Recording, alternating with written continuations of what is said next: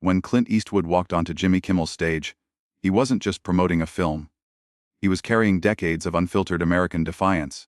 But what began as a casual interview spiraled into a live clash over freedom, truth, and the cost of silence. Maggie, his longtime aide, warned them, "Don't push him." They didn't listen. And what happened next turned late-night television into a battleground. This wasn't just about a chair. It was about who still deserves a seat at the table. The green room was colder than it should have been. Not the air conditioning, it was something else. A quiet tension like the stillness before a wildfire sweeps through dry brush. Clint Eastwood sat alone in a steel-backed chair, the kind too modern for a man who'd ridden through time on leather saddles and gunmetal resolve. In his weathered hands, a single sheet of paper, thin white and trembling slightly under his grip. 5 lines typed in clean studio font: topics to avoid politics.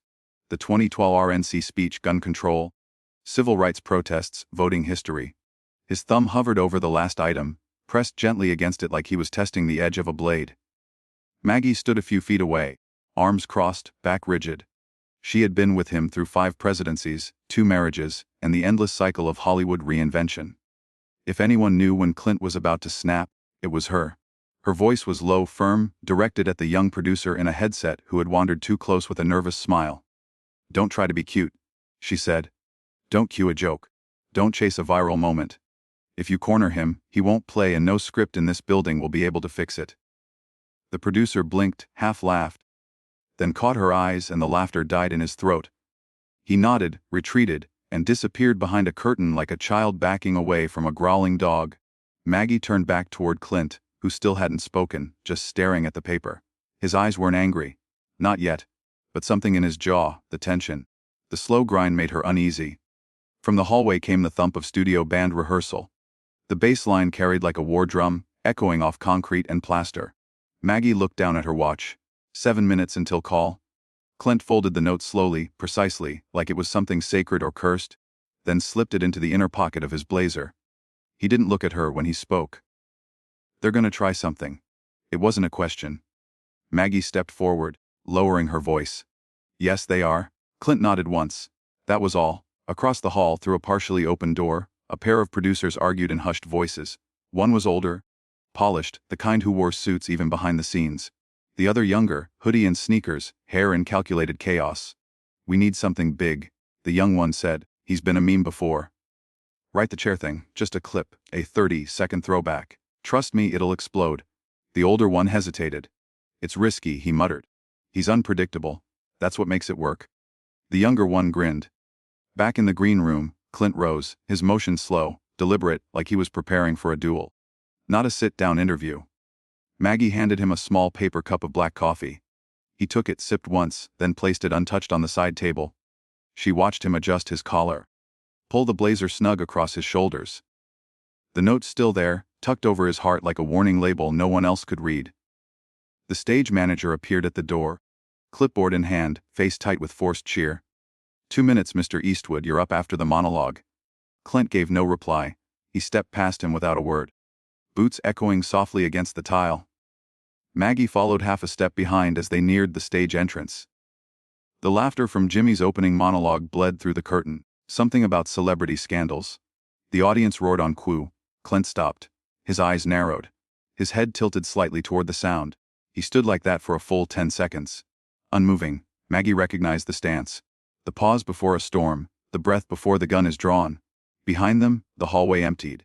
Studio staff gave them wide berth. Everyone knew who he was, but more importantly, they knew what he could do when provoked. Maggie leaned in close. "Just talk about the film," she whispered. "If they poke, don't swing first."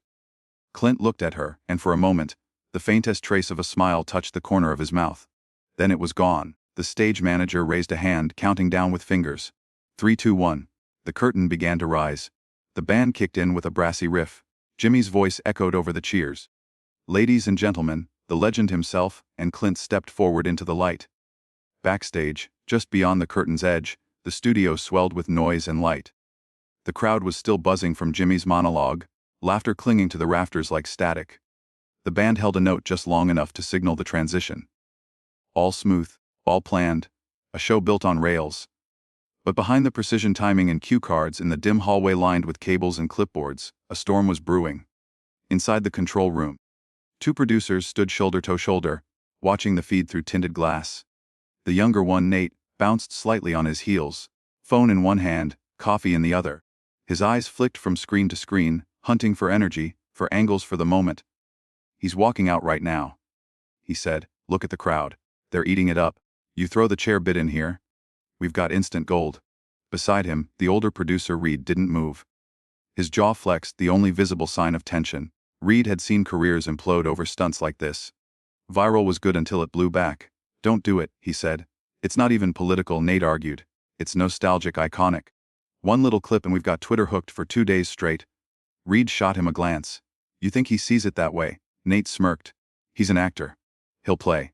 Reed didn't reply. Instead, he leaned into the mic that fed the floor crew. "Tight camera on Kimmel. Do not cut to Eastwood without my call." Meanwhile, Maggie stood just off stage, hands clasped behind her back. Her eyes were fixed on Clint, who had taken his seat under the studio lights.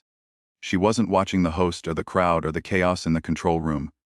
She was watching his breathing, the way his hands rested, not loose, not clenched, but ready. Like a man who'd walked into a poker game where he already smelled the bluff. Jimmy's voice danced through the studio. He was in his rhythm, playing to the crowd, switching between charm and jab with seasoned ease. The kind of host who made even discomfort sound like banter. And Clint gave him nothing. Not resistance, not amusement, just stillness. Behind the scenes, Nate moved to a separate monitor and tapped on a cue file labeled Eastwood RNC12. The thumbnail froze on that infamous image. Clint on stage, gesturing to an empty chair, a decade old, but still electric, still divisive. "This goes in at minute 4, Nate said half to himself. "Set it up like a throwback." Jimmy jokes. Crowd laughs, we roll the clip. Boom, viral. Reed stepped in front of the screen, blocking his view. "That's not the play," he said. "Why not?" "Because that chair is still hot. That was 10 years ago and the country hasn't cooled off." Reed snapped. Nate laughed under his breath, not mocking, but dismissive. "Come on, man. He's been memed to death. You think he doesn't expect it? This is late night, not PBS." Reed didn't blink. "I think he's the kind of guy who remembers exactly who laughed and why." Back near the curtain, a production assistant leaned toward Maggie, whispering. "They're prepping the RNC clip." She didn't react right away, just blinked once. "Are they insane?" The assistant shrugged helplessly. "Orders came from up top. Ratings are down this week, they want a spike." Maggie turned her gaze back to Clint. He was answering a question now, voice calm. Even something about the land in his new film, The Ranch. The quiet fight over property rights. It was subtle, but Maggie caught the edge. He was already laying track. Drawing the line between fiction and truth, between the character and himself, and they were about to cross it. Back in the control room, the director's voice cut through the feed. "Stand by on clip 3, ready playback." Reed clenched his fists. "Don't push it," he said quietly. Nate ignored him. He was too far gone, already imagining headlines. Eastwood returns to the chair. 10 years later, it writes itself. The stage manager whispered through his headset. "Host is ready to pivot." Reed reached for the comm. "Don't." "Too late." Jimmy leaned forward, smile tight. "So, Clint, before we get too serious, let's take a quick walk down memory lane." Clint's eyes didn't shift. "A decade ago," Jimmy continued, "you gave a little impromptu speech at a certain national convention about a chair." The crowd chuckled, unsure if it was okay to laugh. Maggie whispered under her breath, "Don't do it. Don't you dare." Jimmy turned to the screen behind them. "Let's take a look." The studio lights dimmed for the clip, but the temperature didn't drop, it rose. And Clint didn't move a muscle. Not his face, not his body, but something changed. A silence that wasn't scripted, a stillness that wasn't passive. Maggie could feel it in her chest. That room was about to detonate.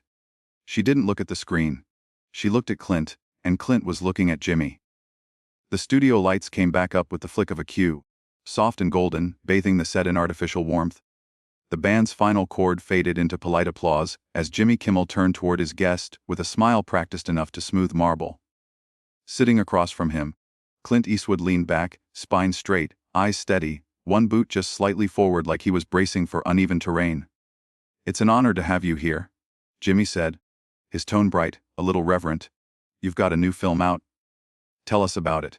Tell us what drew you back to the director's chair." Clint didn't move at first, then slowly, he tilted his head toward Jimmy, voice low and even. "I never left." The audience chuckled. A few clapped, unsure if it was a punchline. Jimmy grinned, nodding like he'd expected the reply. He leaned in, elbow on the desk. The film's about a rancher, right? A man protecting his land from a corporate takeover. Clint gave a small nod. It's about standing your ground. Jimmy latched onto the phrase, a metaphor for something bigger. Clint paused, then said, no, just the ground. Another ripple of laughter from the crowd. Lighter this time. Jimmy smiled again, but the edges were tight. He pivoted, switching gears. Now this rancher, is he anything like you? Clint shrugged. He minds his own business until someone gives him a reason not to. That line landed. The crowd hummed with it. Maggie, watching from the wings, exhaled through her nose. She'd heard it in rehearsal. Knew it was coming. Still gave her chills. Jimmy tapped his pen against the desk.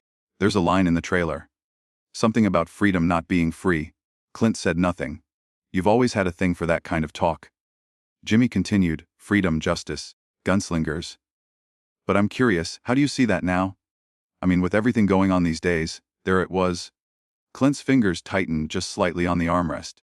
A pause stretched between them. The audience stilled, sensing the change in tone. Freedom, Clint said, isn't about what you carry. It's about knowing when you don't need to. Jimmy blinked. So, you mean guns aren't freedom? Clint continued. The ability to not reach for one. That's the part nobody wants to talk about. A few murmurs from the audience. Someone clapped. Someone else hissed. Jimmy raised his eyebrows, shifting in his seat. He tried to play it off. Keep things moving. Let's switch gears for a second. You've been in this business for decades. Started with TV westerns. Made your name with Dirty Harry. Did you ever imagine back then you'd still be making films at your age? Clint looked at him, not smiling, not annoyed, just looking. Did you ever imagine you'd still be asking questions that dodged the point? The crowd tensed. It wasn't loud, wasn't dramatic, but it cut deep. Jimmy laughed a bit too quickly. All right, I guess I walked into that one. He leaned back, regrouping, picked up a card from the desk, and skimmed it like he needed a lifeline. Clint didn't look away. His posture hadn't shifted an inch. Maggie from backstage tilted her head, eyes narrowing. She could feel the subtle tremor in the air. The host trying to stay in control. The guest refusing to let him. Jimmy cleared his throat. I read somewhere that you still ride horses every morning. That true? Sometimes still carry a six-shooter? Clint didn't answer right away. Then with zero inflection, he said, you watch too many movies. The audience laughed again, nervous this time. Jimmy chuckled with them, but there was a flicker of something else behind his eyes. Irritation, maybe. Or realization. All right, he said, just trying to give the fans what they want. Clint looked at the audience, then back at Jimmy. Are you? Jimmy raised his hands, deflecting. Hey, we love you. We just want to hear the stories, the good ones, the real ones. Then stop cutting the edges off them. The sentence dropped like a weight. It wasn't angry. It wasn't loud, but it didn't need to be. Jimmy opened his mouth, then closed it again. Maggie shook her head gently in the shadows. Not because Clint had said too much, but because she knew he was just getting started. The laughter had thinned, not vanished, but stretched brittle around the edges like glass under pressure. Jimmy shuffled his cue cards with casual flair, but his fingers tapped the desk a beat too fast. Clint hadn't moved. Still seated, still calm. But there was a stillness to him now that buzzed with something deeper, not performance, not anger, just presence, heavy and unblinking. Jimmy tried again, his voice a shade too light. So Clint, we've been talking about the new film grit, land, justice, classic themes. But you know, that's not the first time you've spoken out about the state of things. A few people in the crowd chuckled preemptively, sensing where he was headed. I mean, come on, who could forget the infamous chair speech? A low ripple of reaction, some laughter, some groans. Jimmy flashed a grin. You remember that one, right? 2012 Republican National Convention. You walked on stage and gave a speech to what was it again? The conscience of America, he laughed. A handful of audience members followed. But it didn't echo. It scattered. Clint looked at him, then at the monitor as it flickered to life behind them. The screen cut to grainy footage. The now iconic image of Clint Eastwood standing beside an empty chair, gesturing, improvising, firing off lines about invisible politicians and broken promises. It had been mocked, dissected, debated. The younger audience might have only known it as a clip on YouTube, but for Clint, it was a scar. And for those who watched it live back then, it was something else entirely, a fracture line in the cultural bedrock. Jimmy gestured toward the screen. Let's take a look, shall we? The lights dimmed slightly. The clip rolled. The voice of a younger Clint rang through the speakers, rougher, looser, holding nothing back. In the shadows, Maggie tensed. She didn't need to look at Clint to know what was coming. When the clip ended, the lights brightened again. Jimmy was already leaning into the moment. So tell us, who were you really talking to that night? His smile widened. The president, the voters, or just a chair? The audience laughed louder this time, relieved for a joke, grabbing for familiarity. Clint didn't laugh. He didn't blink. I was talking to a hole, he said softly. Jimmy blinked. Pardon. Clint leaned forward. His voice didn't rise. It didn't need to. I was talking to the hollow space left behind. When leadership stops listening, the room hushed. When politics becomes noise instead of action, Clint continued. When men shake hands on camera and stab backs behind closed doors, that chair wasn't empty by accident.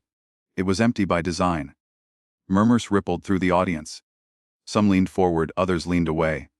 Jimmy tried to steer. Yeah, but surely you knew it would stir things up, right? That it would be, I don't know, misinterpreted.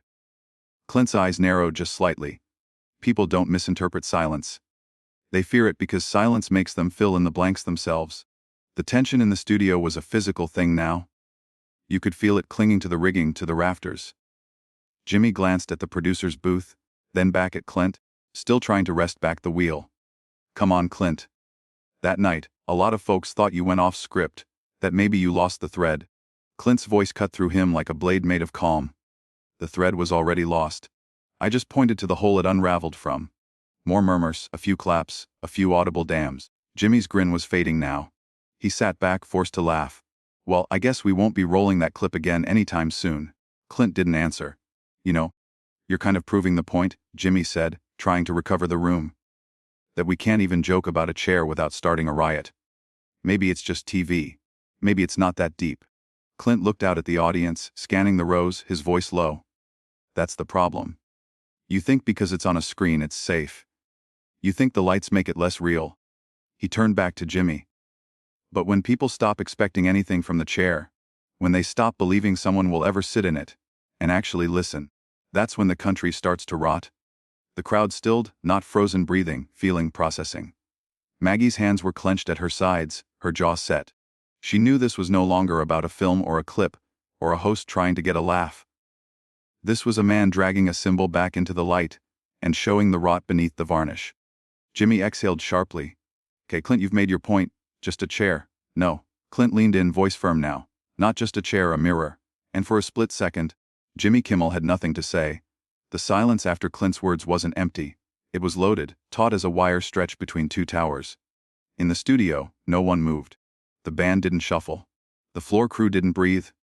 Jimmy Kimmel sat a beat longer than usual, blinking like the lights had gotten brighter. Then, with a little shrug, he leaned forward, playing casual. All right, he said. So, the chair was a mirror. Fair enough. But since we're already cracking the seal on uncomfortable truths, let's go one more round. He shifted in his seat, trying to smile, but not quite finding it. You talk about leadership, about silence, about people being left out. But let me ask, when the country erupted in protest, when people filled the streets over George Floyd, Breonna Taylor, all of it, where were you? The crowd stirred, Maggie stiffened backstage. Jimmy continued, voice steady but edged now. You believe in freedom, right? In standing your ground. Why not stand with them? Why not say Black Lives Matter? Clint's eyes didn't narrow. His mouth didn't twist. He just looked at Jimmy like a man measuring the weight of a question that had been flung too lightly. Freedom, he said, isn't something you rent for a protest. You either own it or you don't. Jimmy opened his mouth, but Clint went on. You want to talk about standing up, good. Let's talk about all the folks who marched, who chanted, who raised signs for cameras and then turned off their conscience when the feed ended. A hush fell again. The audience was split already, feeling the edge coming. Jimmy tried to interject, but Clint's voice cut through. Calm, but razor sharp. You think freedom has a color? It doesn't, but hypocrisy sure as hell does. It comes dressed in whatever cause is trending that week. Wrapped in slogans, sold in hashtags. The first wave of reaction hit gasps. A few cheers, a few boos. Then the crowd fractured, splintering audibly. Clint didn't flinch. He leaned forward slightly, elbows on his knees, eyes burning steady. I'm not here to play sainthood with the left or martyrdom with the right. I've seen too many flags waved by men who never bled for anything real. Jimmy was still smiling, but it had turned brittle. Brittle like a shell about to crack. So what? You don't support protest? I support people who live what they shout. Who show up when the cameras leave. The rest noise. More applause, more protest. Someone in the back yelled something indecipherable. A woman near the front rose halfway from her seat, then sat down again, shaking her head. Maggie muttered under her breath, "There's no commercial break big enough to clean this up." Jimmy adjusted his collar. "But don't you think silence sometimes equals complicity?" Clint nodded. "Sometimes, but shouting empty words is complicity too. Just dressed prettier." The air was electric now, the audience a live wire. Clint wasn't raising his voice, but every sentence hit like a weight dropped from height. Jimmy tried to laugh. "You sure know how to rile a crowd." Clint's answer came without pause. "They're not riled, they're waking up." The floor producer was gesturing wildly at the booth. "Cut. Go to break." But the cameras stayed hot. Someone upstairs was watching the numbers, and the numbers were climbing. Jimmy glanced again toward the crew, then back at Clint. "So, what would you have done if not take a knee or hold a sign? What's the right way to stand up?" Clint looked past him at the crowd. His voice dropped just a touch. "The right way. You live it. You vote like it matters. You work like it's your name on the laws. You teach your kids to see people, not colors. And you don't wait for a hashtag to care about justice." The room swelled with mixed reaction. Shouts, applause, murmurs all folding into each other like a rising tide. Jimmy shook his head, exhaled hard. "You talk like the system's already broken." Clint's response was quiet. Not defeated, just true. It was never whole. Maggie closed her eyes for a second. She'd seen Clint make speeches before, rattle cages. But this wasn't about show. This was a man carving open the room with truth like a scalpel, and no one was safe from it. The room was shaking now, not from motion, but from weight. The kind of weight that presses into your chest and makes your hands forget what to do. Jimmy sat still, half turned to the crowd, as if gouging whether they were with him or against him, whether this was salvageable or spiraling into something no producer could untangle. His fingers tapped once on the desk, then again. No rhythm, just noise. Clint didn't move, his shoulders square, posture like stone. He looked not at Jimmy but straight ahead into the camera. The red light blinked live. "That chair," he said quietly, "wasn't for a president. It was for the people no one talks about once the confetti swept up and the slogans rot in the sun. That chair is for the ones who work 2 jobs and still lose the house. For the vet who can't afford a therapist. For the mother whose kid didn't come home from school not because of grades but bullets." The crowd, stunned seconds ago, now reacted in waves. A woman near the front stood up, hand over her mouth. Applause broke out, scattered at first, then louder, but not unified. Just as many were booing, some shouting him down, others shouting him up. The air cracked with division. No cards could hold this. Maggie watched from the wing, face pale, jaw clenched. She saw Jimmy glance toward the control booth again. This time for help. The floor manager stood frozen, headset askew, whispering orders no one was following. Clint kept going, voice calm, but steel-wired. "You want to know who I was talking to that night? The empty chair. I was talking to a ghost. 1,000,000 ghosts. Americans who vanished from the political conversation because they didn't fit the headline. Not loud enough, not photogenic, not useful." He leaned in slightly, eyes never leaving the lens. "And they're still gone, still not seen. Because both sides would rather scream at each other than sit down and listen to the people they're pretending to fight for." The crowd burst again. Some on their feet clapping, others pointing fingers, shouting over the noise. The band wasn't playing. The lights hadn't dimmed.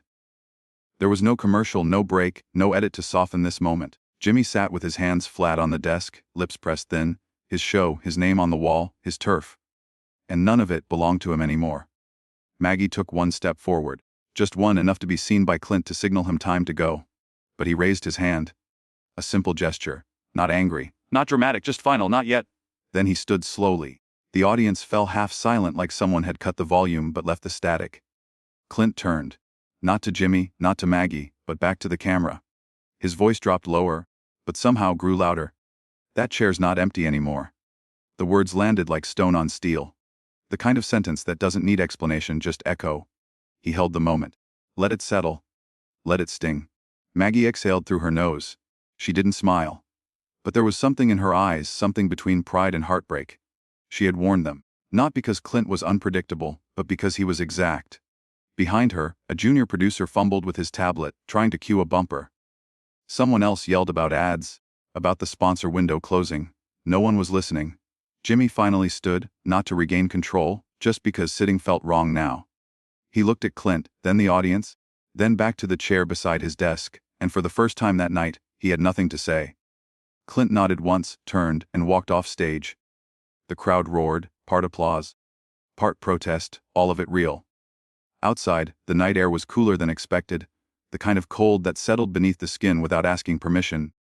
Clint Eastwood stepped out of the side door of the studio, the echo of the crowd still rattling through the concrete walls behind him. He didn't look back, didn't speak, just walked slowly, hands at his sides. Each step measured like a man used to gravel underfoot in silence after fire. Maggie followed close behind, her heels clicking once with each of his two. She didn't rush, didn't try to fill the space. He'd spoken enough for one night, maybe for a decade. Behind them, the lights of the studio pulsed and flickered. Inside, chaos reigned. Producers shouting into headsets, PR teams drafting statements before the outro music had even started. The next guest canceled, the next segment scrapped. Social media was already 10 steps ahead on Twitter. The clip of Clint walking off stage was up within 90 seconds. No edits, no filters, just that wide shot him leaving the chair. The crowd split behind him like a broken tide. By the 5-minute mark, the hashtags had started. Clint was right. Eastwood eruption, chair no longer empty. The views climbed in real time. Millions by midnight, cable news split fast. One conservative anchor called it the most disrespectful moment in live television history. He branded Clint a relic. A has-been chasing relevance with theatrics. A left-leaning commentator disagreed, called it dangerous. In another way, said giving someone like Clint Eastwood a live mic in 2025 was like handing a match to a dry field, but in between somewhere deeper. A quiet voice on an independent podcast whispered that it might have been the most honest 5 minutes on television in 10 years. A moment where someone finally said the quiet part out loud and refused to smile after. Maggie caught up to Clint as they neared the black SUV waiting at the curb. She didn't touch his arm, just walked beside him. "You always know, don't you?" she said. "How to make the room go silent. Not by yelling. Just by telling the truth." He didn't answer, but she hadn't expected him to. Behind them, the banner stretched across the side of the building fluttered once, caught in a sharp gust. The corner ripped free. A glossy image of Jimmy's face bent back on itself. The word live tore straight down the middle, flapping like a wound left open too long. Maggie turned to look. Clint didn't. He paused at the edge of the sidewalk, looked up at the night sky. Somewhere far above, a helicopter pulsed red light against the clouds. Below, the city buzzed on horns, engines, the hum of a country too busy to breathe. Clint exhaled back inside. The show limped to a close.